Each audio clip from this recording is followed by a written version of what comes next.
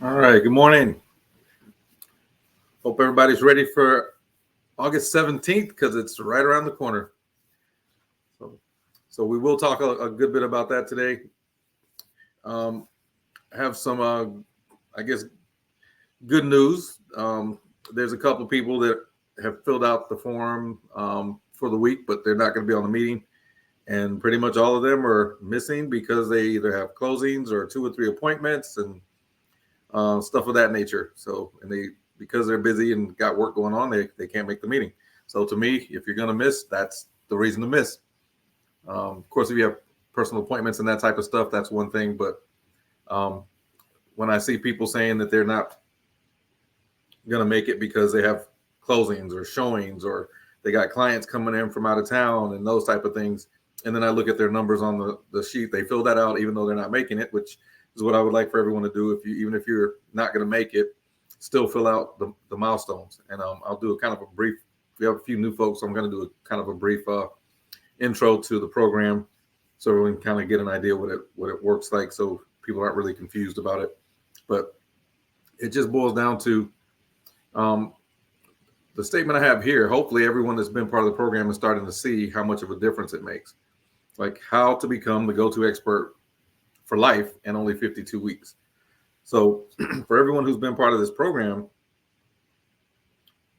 to me, you typically haven't had someone to give you guidance for life and real estate, usually because they're looking out for themselves. They're thinking about their business. I'm sure you've met the brokers out there that have the 50-50 splits, and everything is about how to make sure they put more money in their pocket and pay their overhead and that type of stuff. And there's nothing wrong with that. As long as they're helping you feed your family and taking care of you, that's great. But there becomes a time where you kind of feel like you graduate from those type of programs and you want to do this on your own. And that's where I feel like that's my niche. That's where I come in. I've tried the other way. It's just hard for me to hold back my training. So it's different for me when I'm training people, because I'm always thinking, like, when I was in the military, we were just a lot different. We didn't think about like how to protect our position. And he slipped on the bottom board. So we didn't think about how to protect like our position, or what was going to happen next, because we were always thinking we're going to be moving upward. So we knew we were going to go from lieutenant to captain to major, whatever the next rank was, and we were going to take on more responsibility. So there was never this desire to protect your ground and make sure that you kept everyone else from learning and growing, because you knew as you grew, you wanted to grow other people. And so it may be because of that background where I feel like when I'm training, it's more about making sure that everyone is getting to that next level and not worried about taking care of just me. Hopefully that comes across in my training. I think most people know that, but I just want people to kind of see, when you think about the dynamic agent mastermind, I've been doing this for 18 years, and I came up with this idea earlier when I talked with Tanya about she asked about, well, what can I do to, meet more people, bring on more people, and, structure something that would attract people to a group or team. And so we started talking about the idea that I had about a mastermind, and she's like, "Oh, I like it." I said, "Okay, we can kind of co-sponsor this." But the whole concept is for people to have a game plan for life. That's the big difference. Whereas typically you're looking 3 to 6 months down the road, and then your broker's trying to give you something else to figure out. Whereas the way I set this up, as you guys can tell, I am going to make a few changes, but as you can tell, it starts with onboarding, getting organized. And so I had a few people ask, like, well, what if I join and you're already on week 13? So it doesn't really matter, because once you see the structure, it's fine. And that's where this comes in. So if you're like, all right, I'm on week 13 and you just got started. Well, first you definitely need to onboard and get organized. And that's kind of at your own pace. But let's say you do week 2's assignment and it's week 13 for everybody else, or somebody else is at week 6, 7, or 8. As everyone who's already done these assignments, it doesn't really matter, because all we're talking about is where did you get the leads from. So each structure that we have in place, every system we have in place, is for you to take that assignment and see if you can generate business from it. So if you can take that assignment and generate business, then you have something to contribute to the entire group. It doesn't faze us that you're working on week 1's assignment where you recorded your first video and you go, hey, I just recorded my first video and I actually picked up 2 or 3 leads from that. Everybody on the mastermind, it's just as excited as if it was your 13th week and you did the same thing. And that's what I want everybody to understand. Like, this isn't designed to be structured in a way in which it's ABC. It's the ABCs should have already been taken care of. I'm going to have a portion of the training where the first 12 weeks, I'm just going to rearrange a lot of stuff, but I'm going to set up my boot camp in the 52 weeks for the first 12. It's going to say probably the first 12, well, maybe 14 days. So you have 14 days, the first 2 weeks, it's just boot camp stuff, the basics, the stuff that when I did my training on goal setting the other day, that's really what happened. A lot of people were, making points about setting goals and not setting goals. And I kept thinking, well, it really does boil down to how you land the plane. And I thought about flight school. And after I thought about flight school, I'm like, this is how I originally set up my training years ago. And everybody's like, well, what about this? What about that? So I did all that, tried everything that everybody recommended just to come back to what I knew should have been the way I did it in the first place, which is exactly like flight school. I mean, if it's taught to save people's lives, then it's probably the right way to do it. And the key was learning the emergency procedures. How do you land the plane in every circumstance? If the engine shut off, if the hydraulics shut off, if the tail rotor stopped working, how do you land the plane in the most adverse of conditions? And that was the thought process. If you don't know how to land the plane, you definitely don't want to take off. So the instructor pilots will teach us how to do all the landings the first 8 weeks of training. That's all we did. Focus on landing. Well, when it comes to buyer agents, and I'm gonna make a big deal out of that today because of what's going to happen on the 17th. When it comes to buyer agents, you have to have, you literally have to have multiple ways of landing the plane. And for everyone who's been in this industry and you haven't learned that, because most of the brokers are like, financing is not your thing. And I don't understand that at all. Majority of people who come in the industry come in as buyer agents. And if you come in as a buyer agent and they don't teach you how to operate as a buyer agent, I just had a conversation with someone a couple of days ago, and their comment was, well, yeah, everything I was told was as soon as I get a client, just send them straight to a lender. But my thought process is, well, how has your business been going? Well, I haven't closed anyone in the last 11 months. Wow. You have people, but are you getting leads? Yes, but you haven't closed anybody in 11 months. Well, take it from Julian Jackson. I don't even need to hear anymore. I know exactly why you're not closing any deals if that's your strategy. Because you think you have one loan officer. And if you think you only have one loan officer, you're never going to close anywhere near the amount of deals you can close. Because I've met loan officers who are not very good at USDA, so they don't even try it. They're not good at veterans, so they don't even try it. They only know one way. And whatever that one way is, if you don't fit that mold, they're not even going to try to help you with anything else. Because if they don't get their business, they don't want you to pass that business to someone else. And I've had agents that have told me, well, the lender I work with told me not to do X, Y, and Z. I'm like, they legally can't even tell you that. From the Texas Savings and Mortgage Lending side of the house, if they were to hear them say that conversation, they would take their license from them. RESPA does not allow you as a lender to tell anyone they can only use you. You can't even make that comment. That's why the buyers, that's literally like, telling people there's no competition. It's me or no one. You can't use anybody else. And so when that happens and a realtor says, well, I can only use my loan officer, then you've just limited all of your own production. Now, that really starts to come into play when I introduce this whole concept of new builds to everyone. Because every builder has different incentives. They're usually tied to their lender, and they can do stuff other people can't do. Now, for anyone who doesn't know this was news to me. I learned this about 3 months ago, and I learned it the same time Lakeisha learned it. And congratulations on your closing yesterday. But this was actually the client that I believe had like a 559 credit score. Now, I hope you guys heard what I just said. They had a 559 credit score. They were military, 100% disabled, and D.R. Horton has a program where they pay an extra amount of money, and for whatever reason, that's all they need to correct that low score for veterans. I think it can go no lower than 550, but as long as it's over that, they have a way that they just pay a fee or something, and it allows them to be able to close with, guess what? the same 4.99 interest rate they give everybody else. Now, if you don't know that, do you honestly think going to a lender who has an 8.25 interest rate is going to be like, oh no, hurry up and go over to that builder because I can't help you? It's not going to happen. So that's just one example I'm giving you guys so you understand, like, the reason why a lot of people haven't closed as many deals as they possibly can is because they haven't had someone explain to them how important the loan side is, how important and I want to make sure this is correctly stated, the real estate financing, because you're not doing loans. You're just knowledgeable about real estate financing, the same things that you taught in real estate school.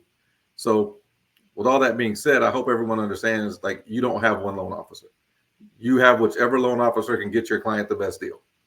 And if it happens to be a builder, your lender, whatever the case may be, that's who you work with. And with that being said, when we get into the buyer agency stuff here in a bit, that's what I want to make sure everybody's focused on, understanding what's about to happen in this industry. They say we're going to lose about 25% of the folks. I think it's going to be more than that. As I read more of these Facebook forums and I see some of the comments that are being made, people are just completely lost. I mean, we got brokers going back and forth at each other. We got brokerages going back and forth at each other. Some brokerages calling each other losers and vice versa. And I'm just like, it's all about, well, who's handling this lawsuit change the best way? Well, we're not going to know that for about 3 months. So for anyone who thinks their way is better, it's just funny to me. Let's just wait and see. And for now, we just keep pushing forward. We have a game plan, and that was the whole point of putting this together. We don't care. We just have a game plan. We're going to follow it. And as you guys can see, look at the results on this page. So I'm going to jump into this really quick. I know there's a few people that are missing, so this will take a lot less time today. But just look at this page. I mean, I'm still looking at people with 3 leads, 5 leads, 2, 1 appointments, closings. I mean, come on. I mean, if this is still happening, that means real estate's still being sold. And if we're the ones that are doing it, perfect. Let everybody else argue about what system is better. We don't really care. But with that, I'm going to go ahead and, if Tanya's able to jump in, I'll let you. If not, let me know. I don't know how much background noise you got going on there. I think I'm okay. He's attached at the hip because we're not at home, so it's a little crazy here. But yeah, I just wanted to piggyback off of you on the buyer's agent thing that's happening tomorrow, which is crazy, and how it's giving us a really good opportunity to capture more market share, especially just seeing these leads that everybody's been getting this past week. We're going to lose a lot more agents that aren't willing to put the work in, and so it's going to make a big difference in our business for the good. Yep, absolutely. All right, yeah, and that's really the key to understanding this.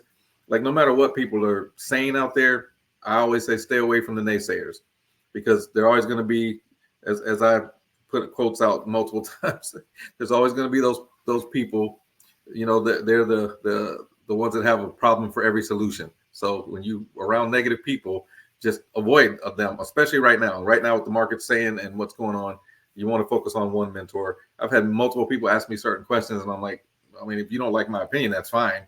But usually what they're saying to me is something negative, and I'm like negating it. Like, I hear what you're saying, but it's kind of irrelevant based on what your focus is on. You're asking me to solve a problem that I really don't even want to discuss, because in my mind, if that's where your focus is, that's what you're going to put your attention on. Whereas me, I'm like, why don't we just focus on what works? And again, we had this conversation last week, but it bears repeating. There's 2 things we got to think about whenever you're dealing with real estate. It's the cyclical part of the business and the seasonal part of the business. And for everyone who gets confused about that, I try to simplify it as best I can. And it really just boils down to cyclical means whether it's a buyer or seller's market. And a lot of people don't know what that means. So typically they're looking at how many months of inventory. So anywhere from 1 month to 6 months is what they're trying to determine that makes the buyer's market or the seller's market. A neutral market is considered somewhere between 3 and 4 months of inventory. So between 1 and 3 months means we're probably in a seller's market and conditions favor the sellers. They're going to want to get more money, have to make less concessions, etc. 3 to 4 months is kind of neutral. That means, it's going to take 3 to 4 months for the homes to sell. And then 4 to 6 months is basically a buyer's market. Homes have sat on the market for so long, Now conditions favor the buyer. Now they can say, hey, I want concessions. Your home has been on the market for so long. Maybe you want to take less money. Otherwise, I'm not going to buy it. So when you understand that's the cyclical part of the market, you're not sitting there going, I don't understand this. Well, cyclical usually happens over 5 to 8 years. That's been tradition for as long as I've been alive, and I've been buying and selling and helping people purchase and buy real estate since 1998. So when you understand that's how the market works, you can jump on top of these trends. But then it's also seasonal. So, summer, spring, winter, fall. Like that's really what you got to be thinking about. What happens during each one of these time frames? And as I mentioned the other day, if you know this is coming, wouldn't you want to put your marketing in front of it? Well, I'm telling you it's coming. And I've been telling people for years coming, and everybody's going, I can't believe how accurate you were. Well, I've been saying new builds. The savior for this entire everything that's happening is new builds. And if you're good at listings, great. If you got clientele that are sending you business, yes. But you definitely still want to take advantage of the new build market, because these builders aren't going to go out of business over something like this. They're going to try everything in their power to get agents to come out and help them sell. So they're offering 5, 6, 7% commissions, some as high as 10% commissions, bonuses. I mean, you name it, they're doing everything in their power. They're not only covering 6, 7% for us, they're paying all the closing costs, buying down the rates to 4.99. One has a 2.99 interest rate right now. So anyone who said, oh, the interest rates will never be in the twos again, wrong again. And I've been saying this every single month for the last 11 months. Like, I'm sorry, but we are going to see twos again. It just won't be from a lender. It'll be from a builder. But if you're not working with builders, you can't do that. So now you see what happens when you have a backlog of people that are waiting to jump into the market after they see one full point drop. Now the goal is to have it trending now, or not just temporarily going down. So if it trends downward, which every other week or so we're going to see whether it's trending up or down. If it keeps going to the lower fives, then the builders are going to get lower. And that's really what we're looking for, because I can already tell you, I always call it like the December to remember, like the Lexus event. All you guys got to remember is it's the December to remember, and builders, they pride themselves on having more sales in December. Typically, it looks like what you're going to see in the listing season from tax day to Labor Day, or pretty much when kids go back to school in August. So that's really what it is. It's like around April till the middle of August, when kids go back to school, people stop buying houses or stop listing houses because they want their kids settled in school. But then the buyer market picks up for new builds, and new builds knows that, so they start offering incentives to get more of the houses moved. And so if you're trying to think of the trends to get in front of, I just kind of shared them with you there. All right, but with that, we got, looks like Ashley's with us. I don't see Andrea. Let me see if she's with us. Don't see Andrea there. I know Sherry's out showing, or they got a team meeting or something like that going on. I see Bessie's with us. Brianna's with us. Rod. Esmeralda got several appointments this morning, and so does Evangeline. One has California clients, and the other one has 2 or 3 appointments this morning and can only schedule it. Even she said she tried to work it around, but they couldn't do it any other time. So, all right, with that, we'll start with Ashley. We'll bring up to the stage and walk us through your numbers. Hey, good morning, Ashley. Hey, good morning. It's been a little slow for me. I've been focusing on some of my listings and trying to get them moved and make it to the closing table with one of them. So my buyer leads, I got those from some of my listings. I have like a Facebook ad that I've got going on for it. And so I've had some people reach out and ask if it's still available, and kind of question the house. Yep. Generating interest there. And then I had a client appointment this week, and we were kind of waiting to see if she got a job promotion, and she didn't get the promotion. So she's not going to buy right now, but we're going to circle back in April when her lease is up for her apartment. Gotcha. And then I have, I did kind of go on a listing appointment this week as well. One of the pre-foreclosure leads that I got, I reached out. Actually, I set up an email campaign, and she emailed me back from my campaign and asked how I could help her. So I met with her, and we're kind of making a game plan on whether or not she's going to do a loan modification or just sell, depending on how much equity she will lose from the loan modification. So that's where we're at. All right, good deal. So I mean, there's a lot to unpack in what you just said. So for everyone out there who's kind of hearing like what Ashley's working on, the bottom line is, I mean, she's making it pretty clear that you not only have to know the strategy you're using to pick up your clients, but what are some of the things they're going to face when that happens? So foreclosures, people who are waiting on promotions, that type of stuff. Well, what are some of the options out there that we can use to help them? And part of what she talked about was some of the numbers you got to know. So if you don't know the financing numbers, you don't understand the financing game, even on the seller side, there's things you got to know to help your clients to get through some of these things. So one of the things I might look at is if, like, for instance, the one with the promotion, check to see like what is her monthly payment that she's most comfortable with, and then base it on that. I've had multiple people recently ask me about, well, they're approved for X amount of dollars. That doesn't mean a whole lot in this market. We just went from one neighborhood to another, one from Converse all the way over to Petranco area. It's shocking how much different the monthly payment is for a $350,000 house. The tax rate in one area is 1.83 and another one is 2.6. That's going to change the payment. One builder's offering a 2.99 interest rate, another one's offering a 5.49 interest rate. When you see that, the monthly payment literally will change with that big a difference, probably $500 or more for the same amount of house. So it could go down to $2,000 a month versus $2,500. And so someone's saying, well, I don't know if I could afford it. Well, how flexible are you on buying a house? And then if they're thinking, well, if I can get it at that price, yeah, I'll do that. So look at these incentives coming in from the builders and kind of see if maybe one of those numbers is just right for your client. And then, propose the option, as it's never, hey, you got to do this because I'm trying to push you to buy a house. It's like, let me share these options with you, whether it's now or next year. One of my favorite things to say, whether it's 6 days or 6 years, 6 months from now, I don't mind. We're on your timeline, but I just want to make sure that you see all these options first. And sometimes I do what I call a test drive. I'll tell them, like, keep your checkbook at home. We're just going to do a test drive at a new build, because the whole, and I've shared the story with a lot of people. I don't know if I've shared with everybody here, but what Lexus used to do back in the 80s when there was a recession, they said sales pretty much stopped. They were like, we don't know what to do. So they started holding these test drive events, but instead of test driving for one day, they said, let them test drive the car for a week. They're like, take your car, park it on our lot, and keep the Lexus. And so they were like, let's just see what happens. So people came back at the end of the week with their Lexus and said, you can keep our car. We're not taking it back. We've had this Lexus for a week. There's no way we're giving it up. Can we afford it? Or the monthly? Can we do whatever it was that they were thinking they weren't willing to do after they got that test drive? They were like, never mind. We want the Lexus. You can keep our trade-in. We don't want it anymore. So sometimes just doing a quick little test drive will help out. And it gives me a chance to get in front of people to meet them. I also do the presentation.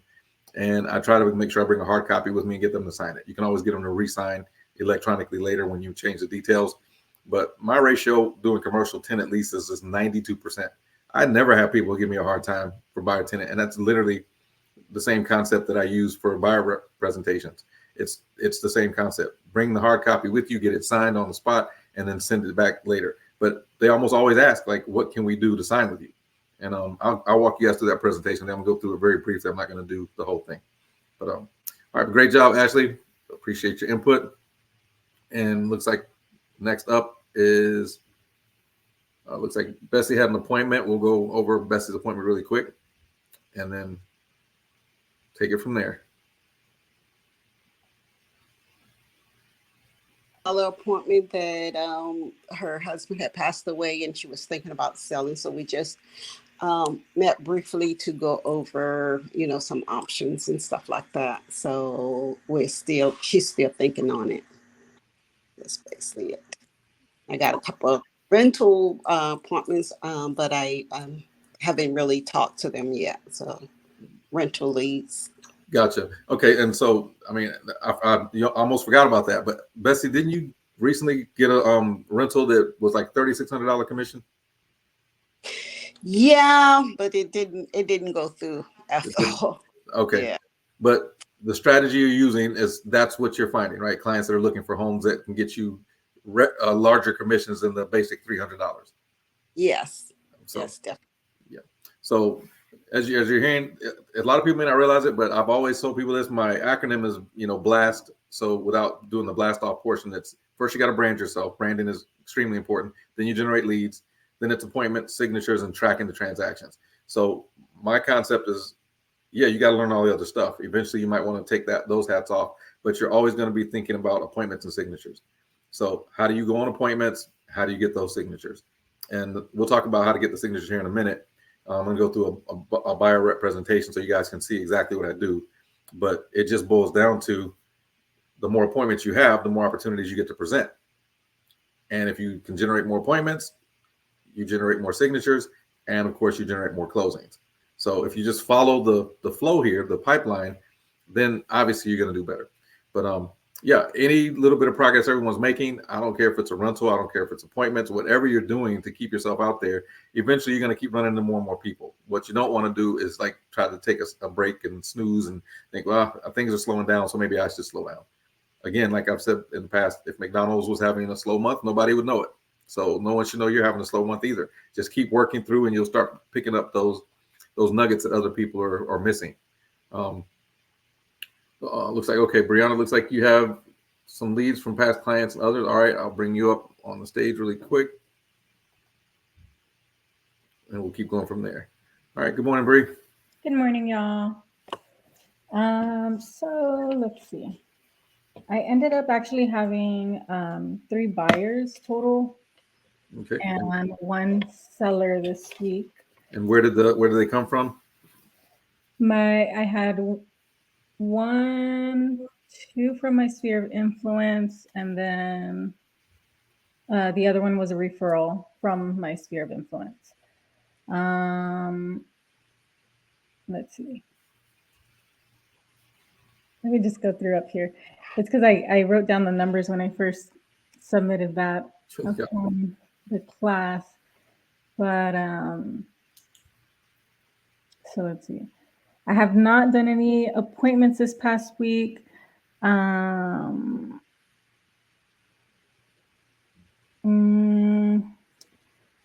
do have 1 contract that is due to close August 31st. That one's been interesting. We had a seller that deeded his house over to his minor daughter on accident, thinking he was creating a living trust. It was due to close last week, but because of that, it clouded title. So we are now working with an attorney to sell on the behalf of the minor. So if anybody has questions on that, I can help you out with that. Well, that's a unique situation. All right, It's but yeah, very interesting. Yeah. All right, well, good deal. So I hope everyone's hearing. Like, all right, you haven't done any of the assignments yet, but you hit on some key things that you're going to hear from everyone over time. And that's basically your sphere of influence and past clients and all those other things. They literally are some of the biggest people out there for you to generate business. So even if you're not getting their direct business, you can get them to be, you'll see this in the training, but it's basically your marketing army. Not only are you asking them for business, but asking them to, promote you. And so one of the videos that we do in the very beginning is basically, it's like, hello world, I'm in real estate. Don't forget, blah, blah, blah. Don't be a secret agent. And you share that with your sphere of influence and get them to share it with their sphere. And you'll start seeing leads are coming in from that. But yeah, if you already got a sphere of influence, and you're already seeing how that works. Now we're just going to take the video concept and make that multiply. So, well, welcome. And yep, good job already. Thank you. All right, next up, we got Rod. I know Rod's got a couple of big deals going on. Rod introduced me to a builder yesterday, First America Homes. And yeah, I'm quite impressed with him, to be honest with you. But Rod, if you're with us, walk us through your week. Yep. So I still have that one deal in Elmendorf going with First America. I like you, just impressed with what they have to offer in terms of their the package for the build quality. Number one is the thing that attracts me the most for that builder, and they have a really great incentives going on for, I think it's up to like, for certain houses that are past a certain stage for almost their completed inventory homes, essentially, they have like $16,000 of incentives for closing. And I think they went to 4.99 as well. So 4.99 fixed over 30 or 16,000 in incentives. So really good build. They're starting out here. They've only been here for 14 months, but I think we're going to be seeing a lot more of them. But essentially, I've got that one that I'm working that closes on the 29th, and through the Spear, again, a son of the first client, I'm working on a second contract in that same development. So hopefully those two connect. The second one connects. The other one's already set for closing. Yep, perfect. And what are they offering for commission for realtors? On those houses, 7%. All right. So Yeah. I hope you guys are hearing. So typically we get 3%. And if you're making more than that, I met with Rod yesterday, but we talked about some of the things you can do with those additional percentage points. If you're not thinking rebates or helping, one of the situations I think, Rod, we talked about was lease termination, right? Right. How much did you say like their lease termination fee was? I think they have like a lease termination fee. We're still trying to figure it out, the exact amount, but it's really essentially the early termination and relenting fee. So we're looking at possibly $2,400. Right? Okay. Yeah. So if we think of let's say a $300,000 home, typically 3%, we typically get $9,000. But if you got a 7% commission on 300,000, we're looking at $21,000. So a lot of people will be like, well, I want to keep the whole thing because of all the things that have happened to me in my past. And, you know, I work with 600 clients in the past. I didn't close any of them. So this $21,000 is going to make up for all of that. And, you know, I like Rod's attitude, you know, no, if I need to give up whatever I need to give up to get them, even if it wasn't a total of 7%. And that's how everybody needs to think about it. We can't be thinking about making up for old bad news. That's we're out here to protect each client's best interest, not our own best interest. And I think what this lawsuit is pointing out to everyone in the industry is we're about to get rid of all those people who have to look out for their own interest.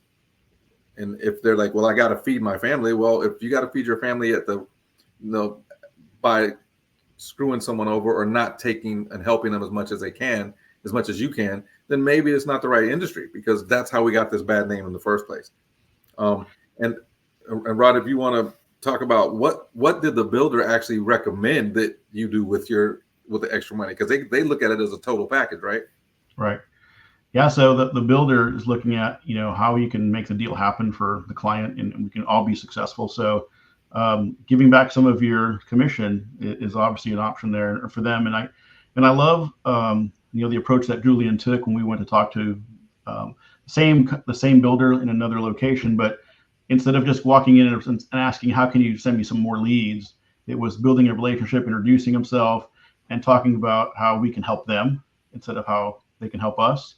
And you should have seen the expression on his face. It was like refreshing, like he's never heard that before. He doesn't hear it very often. So I think the relationship that we build with them is really, really important with any builder, right? But other builders aren't as receptive, and then they put their shields up. But this builder across multiple locations so far against several sales agents that I've met all have that attitude of, you know, teaming and helping you be successful.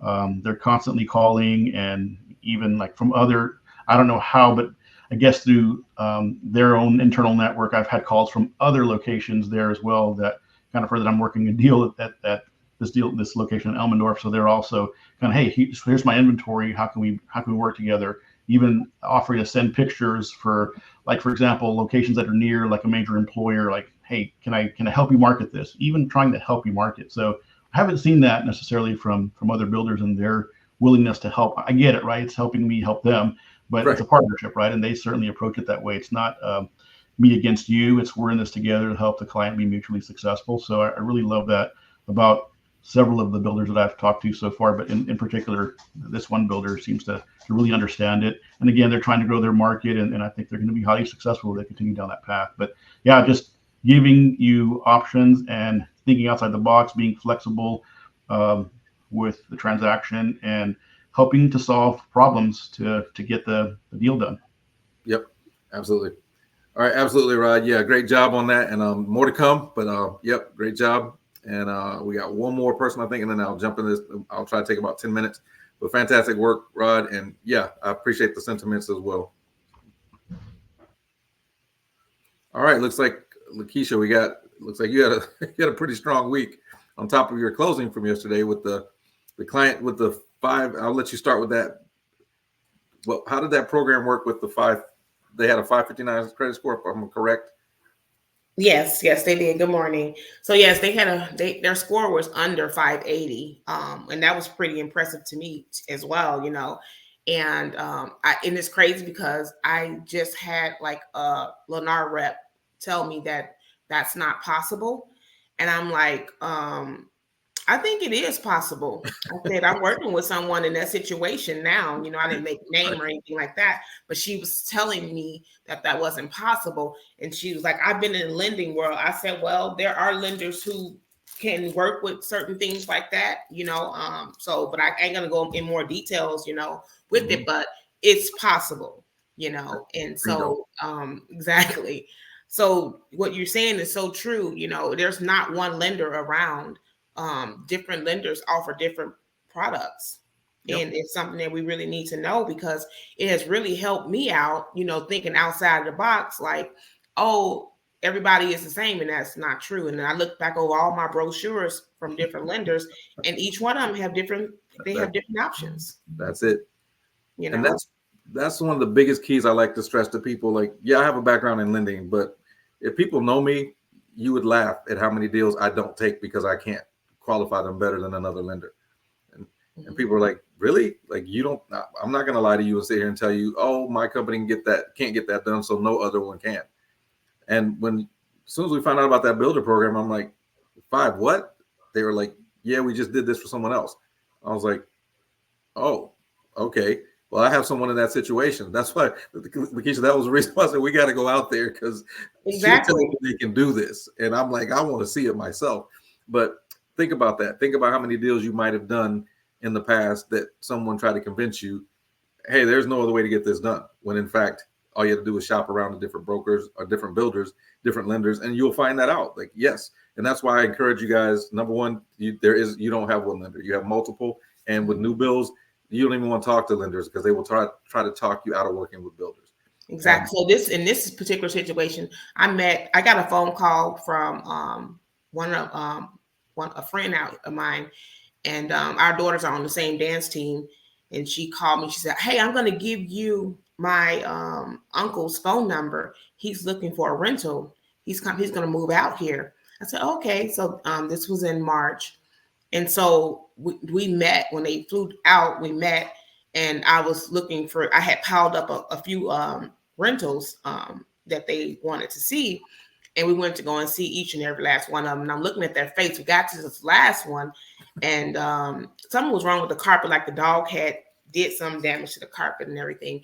So I remember going into at least 2 of them, and I was like, "Have you guys ever thought about, you know, buying a house?" And they were like, "No, we don't want to." You know, they were pretty adamant about that. So this last house that had the little carpet in there, I thought about Julian's little joke. About toenails being in the carpet and blah, blah, this and everything. But they were still wanting the rental. And but I guess the last conversation we had, we were at the kitchen aisle talking about it. And I'm like, "Are you guys sure this is the rental that you want? I can get with the listing agent and find out what they can do about the carpet. Are they going to fix it? What's going to happen and everything?" And so I was like, "Okay, so I'm going to give you a scenario where I'm going to show you the difference in the rental and the buying side, right?" I said, "I know you're not interested, but just hear me out, you know." So I started talking to them about it. They were pretty engaged and everything. And so they made the final decision to say, okay, so I introduced to them lease to own. I gave them that option as well. So I kind of like gave them 3 scenarios.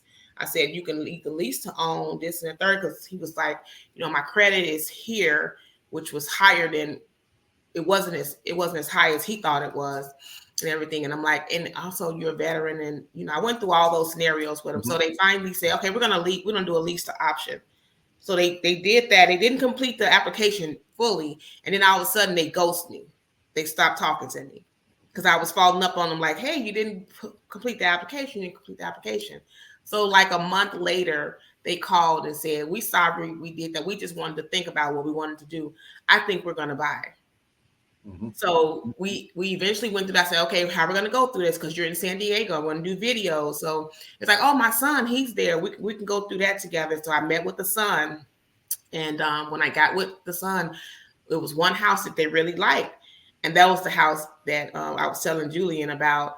And I was like, something is weird about this. It's not adding up. You know, the market is not adding up. The sales price is not adding up with, you know, with what I compared it with. So I brought it to Julian and I was telling him about it. And he was like, well, that's the same house that's over here. And I'm like, and they being charged for this 8% over here. And I'm like, and Julian was like, 8%, they can be over there. So so he was like, meet me over here. So I met him over. I'm glad I did.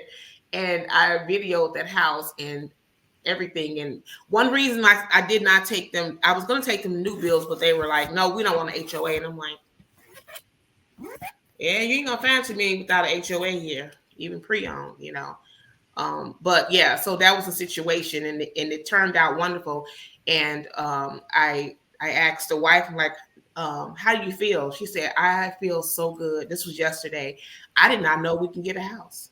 I did not know it. Bingo. Yep. So, and that's what I'm hoping everybody learned from that story. We are the experts, and I've conveyed this message, but they'll tell you what they want. You got to show them what they need.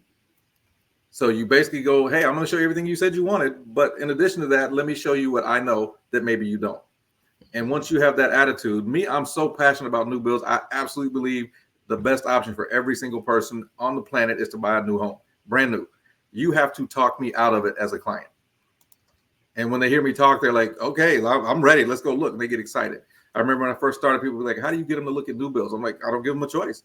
I'm like, I'll come up with a nice, clever little way of getting them to come up. Hey, I need to stop by the new build here in this area anyway. I treat like my office is a great place for a little pit stop. So I'm going to stop by because I need to, go to a little boy's room and maybe grab a snack or two. There's got free food. Smells good in there. It's great air conditioning.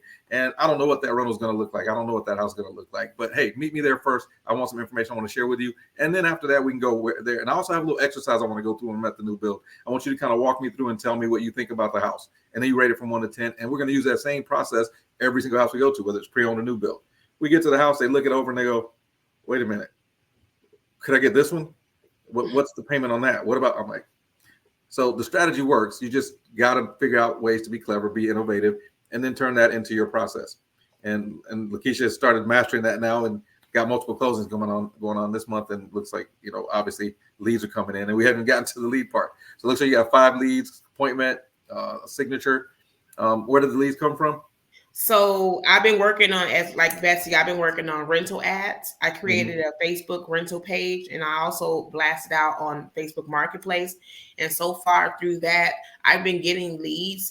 This week I got at least 2 leads from there. I got 1 appointment coming up this Saturday to buy a house.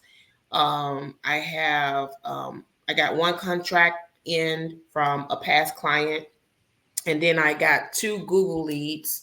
My Google leads are coming in. I see that. Where are you posting Google? Is it through Listings to Leads? No.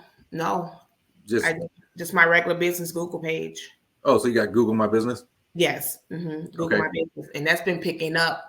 But the thing about that with that is that the leads, each one of them are like, reach out to me on WhatsApp. So I kind of engaged. Is that how it goes?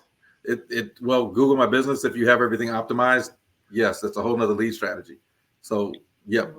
But because your posts are starting to go nationwide, you're going to go higher and higher up on the search engines. So when people start looking for, top realtors in San Antonio, your name is somewhere up there in the Google search. And if you optimize your Google My Business page, and that's what's happening. So I had one girl reach out to me. She did last week. And I said, how did you find me? She said, I found you on Google. She said, I see that you're 5-star rated realtor. I'm like, oh, okay, thank you. Yep. And the ratings are huge. The more reviews you got, absolutely. Yep. So no, you're doing fantastic. I think, another great week. And of course, that story, I think if everyone's hearing that correctly, I'm going to show you the presentation really quick. I'll do the 5-minute version of it today.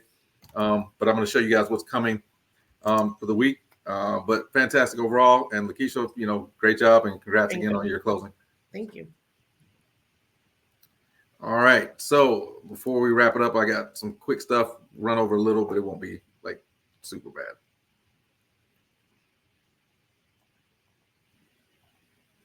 All right. So first off, I'll do a quick presentation.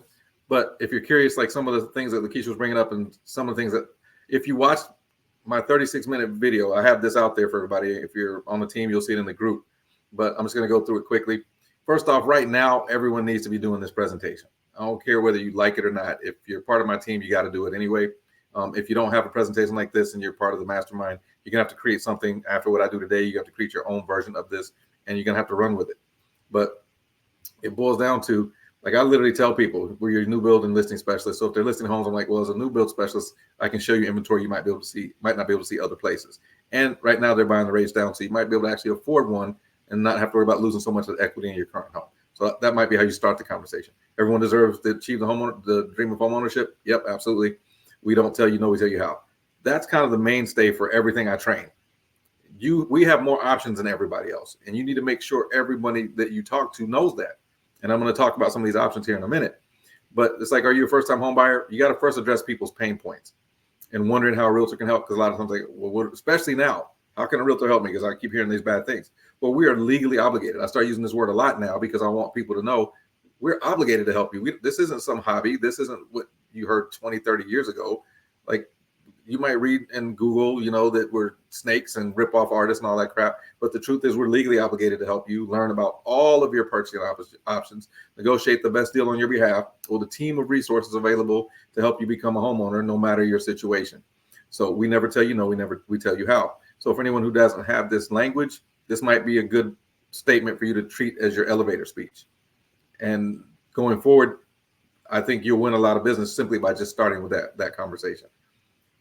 From there, this is basically all the stuff that I'm going to go get into. I'm not going to talk about all of them, but first off, a rebate. We can help with rebates, of course. We start with $500 minimum. Our compensation, you got to get into this conversation now. I like to let people know we'll do X, Y, and Z. There's no obligation to stay with us. The buyer rep side is still, even when you get them signed, they can still walk away, and I don't penalize people for that. If you're going to start charging for showing services, you need to make sure they know that up front. That short form allows you to charge for services. I mean, you could say something like $100 for the first 5 showings. First 6 showings out, that's $100. Anything after that, $75 for 5 more or whatever. You can do that, but you might want to, add a condition of, if you decide to purchase, or once you get that purchase, I'll refund that or rebate that back to you. That way, you're going to make something from just driving them around. Because now they're saying you can't show a house without them signing something, but you might let them know I can show you up to X amount of houses. But that'd be a great time to start your pitch on what you do as an agent. So the rest of this stuff, if you haven't had a chance to read over it, I'll let you, but I get into the compensation. In order to legally show a home, agreement must be signed. You got to have that conversation. Again, this is in the video. The stuff I really want to focus on today is more about the stuff that we do differently. How realtors help, absolutely. This is your elevator speech: locate, negotiate, facilitate, learn those bullet points. But this is what I want people to understand. This is how I get people to sign documents.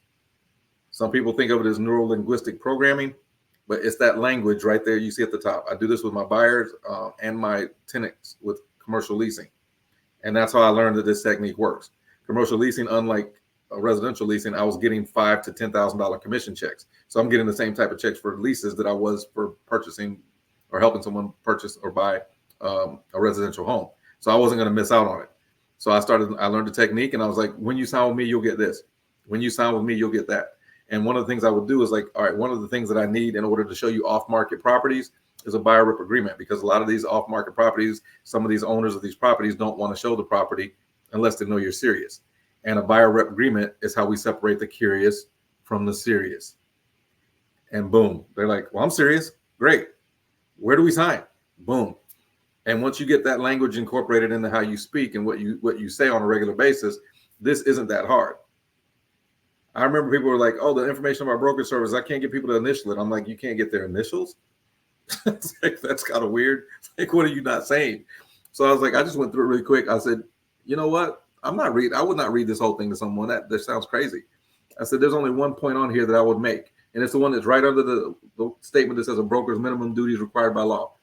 Puts the interest of the client above all others, including the broker's own interest. I just keyed on that. I said, you guys can look over the rest of this. My job is to take care of you, protect your interests above everyone else's, including my own. Now, what does that mean? That means I'm going to help you locate, negotiate, facilitate this process. I'm going to negotiate on your behalf and do this. I'm going to facilitate with all of my team members. If you really want to know how to win people over when you're doing your presentations and you're trying to figure out like what in the heck actually makes them want to work with you, well, I'm going to show you a page that, and I'm going to tell you a little story about it, and hopefully everybody tries not to laugh. But it was hilarious at the time. I put this presentation together for all my agents back in the day, and we gave them copies, said print it out, bind it, and then go take it and show, every single client that you get in front of, even if they're renters, walk them through this presentation. And as Lakeisha said, there's a page that I'll show you how to do the buyer. Even if they're renter leads, you still want to talk to them about buying, because a lot of them will go, I didn't know I could buy. It's like, well, yeah, it's cheaper sometimes to get into a new build than it is to get into another rental home. And you don't have to worry about picking the toenails out of the carpet from some previous homeowner. So, I heard that from a sales counselor. But this was a page that made us laugh. I had my partner at the time. We were looking at this, and the person came back and said, yeah, I decided to do this presentation and I didn't like the way it looked. So I tore this page out and shared, the rest of the presentation. But these leads aren't very good. We're like, the leads aren't very good. I thought you had 2 appointments this weekend. It's like, well, I met with them both on Saturday. We're supposed to go back on Sunday, and they wouldn't call me back. I'm like, those aren't bad leads. So then when she brought this back, and she goes, yeah, I tore that out because that would scare people off. I literally was shocked. I was like, if I was going to do a one-page presentation, it would be this. This is what you want people to know. These are all the things that could go wrong in a transaction. And if you want to get people to sign the dotted line, that's the kind of questions you got to ask them. Questions about things they don't know. If you're sitting there asking them stuff that they know, hey, do you trust me? Do you think you can get me to, I promise you I can do better than the next person. They don't care. That's totally irrelevant to them. But ask them what they know about loan applications. What do they know about their credit? What about debt to income ratios? Has anyone looked at all that information for them? Do they know what things, as far as gifts, loan programs that are available out there? The seller, what's got you motivated to sell? Is it issues with, a marriage or this, or this? It could be 100 different things. What about the realtor? All these different issues, all you have to do is ask questions that they don't know the answer to. And if you ask those type of questions, who's your title rep? How are they going to know? I don't know who that is. Who you got doing your insurance? Who's doing your warranty for you? You got anybody taking care of all that for you? No, I don't have any of that. Well, that's the direction you guys want to go, because as soon as you ask those type of questions, they realize they need your help. So by asking questions they don't know, that's the typical thing. Here's the worksheet on converting people from renters to buyers. So if you're on my team, you already know I make it crystal clear. You go buy a rental home, it could be right now $4,500 or more. And I'm like, you can get into some of these homes for $500, and I'm talking total move-in, because that's what they ask for. We've had clients get their $500 earnest money back at closing, especially when you're working with D.R. Horton. So I've sold probably 100 plus D.R. Horton homes in the last 4 or 5 years, and the team probably over 200. So it just depends, multiple different teams. This is where you kind of point out, do you know an inspector? Do you know an insurance company? Do you know how to get your repairs connected? Do you have a concierge? Who's going to take care of the repairs? What lender are you working with? Who's the escrow company? By the time you finish asking the questions, they're just going to be like, I don't have a clue. So when someone says, how do you prove your value? Guys, this is pretty much all you got to do is a presentation. But yes, there's key questions you want to ask. You will win more business by asking the right questions than you will by presenting, I am the best realtor in the city, and I promise you, like that everyone's going to say that. But what you really want to do is show your value by offering programs that they've never seen before. And then the financing, and I'll wrap it up here. But this is where we pride ourselves: financing options and alternatives. So if you're on the buyer side and you're thinking, well, I don't think I need to know all this, you do. And I've asked this question to multiple people lately, and I'm like, what if you went and got your loan officer license? Not that you needed to use it. Let's say you did everything except go take the exam. Is it going to hurt you to know this information and share it with your clients as a realtor? And I think if you answer that question to yourself, you'll realize there's absolutely nothing wrong with you knowing way more than every other realtor in the industry, because it's okay. There's nothing that says you can't. And now you're going to have to prove your value on August 17th going forward. And guess what? The best way to do that if you're a buyer rep, and that's what's changed, the buyer rep side. So if you're a buyer rep and you don't understand the way to show your value, like I don't know what I'm supposed to say to them. I'm telling you, this presentation works like gold. And anyone who uses it will tell you, like, yeah, they go, oh my God, like I didn't know I could do any of the stuff you just mentioned. So after today's conversation, hopefully everybody's kind of primed and ready for August 17th. It's on a Saturday, but I'm assuming that means by Friday, tomorrow, they want us on board with everything we're supposed to do. And then when this weekend hits, if you're not getting those agreements signed, you're not supposed to be showing houses. So make sure you get the agreement signed. Hopefully everybody on the team has already been doing that. I think most people have heard me say over and over, we should be doing that already. And I've already told you, just make, even if nothing else, have a hard copy with you, get it signed on the spot. Hey, before we go look at a home, I have something I need to share with you. And from there, you're good to go. All right. All right. So Ashley was asking where to get the presentation from. okay, I can send out a link. I think I had it in. Oh, it was in the new construction playbook, but I'll have to add it to this playbook. So I'll add it to the team. I'll send it out to the team. Anybody who's not on the team, I don't want to send it out to everybody because you need to approve everything through your broker. And some of the stuff I say on here, they may not agree with. So just be careful with that. But everybody on my team, I will take the hit as your team leader. And the broker comes down on me, then yeah, if someone says, oh, he said it's not supposed to be done that way, I'll take the hit. I'll gladly take the hit. I don't think it's a problem, but there's some brokers who don't agree with teaching their buyer reps how to learn financing options, which I think is silly, especially in lieu of what's about to happen. So, yeah, I'll get that out to everybody. Thanks for the question. I see a couple more in here. Oh, good. Yep. Awesome. Okay, good deal. All right, and Tanya, anything you want to add before we wrap it up? No, just I'm proud of everybody. You guys are killing it. So just keep trucking along and do have a great week next week. Absolutely. All right. Well, yeah, you guys know what's coming this week. My thought process is give it about 3 to 4 months, and you're going to see the fallout from the business, and it's time for us to pick up some market share. So just be ready for what's going to happen out there. Don't let it phase you. Stay focused. Keep your eye on the prize, and we'll be just fine. All right. So until next week, you guys have a great one.